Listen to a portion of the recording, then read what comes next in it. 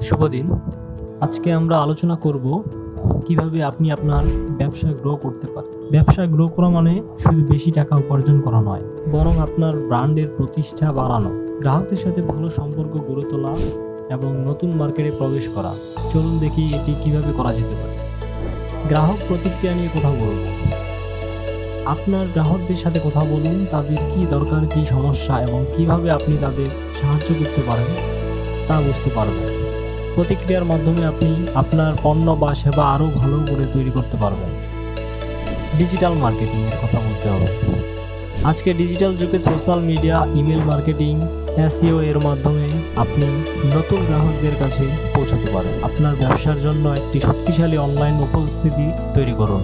এতে আপনি নতুন গ্রাহক পাবেন এবং বিদ্যমান গ্রাহকদের সাথে যোগাযোগ বাড়াতে পারবেন। আপনি অন্য ব্যবসার মালিকদের সাথে যোগাযোগ করুন, সেমিনার, ওয়ার্কশপ বা ব্যবসায়িক ইভেন্টে যোগ দিন।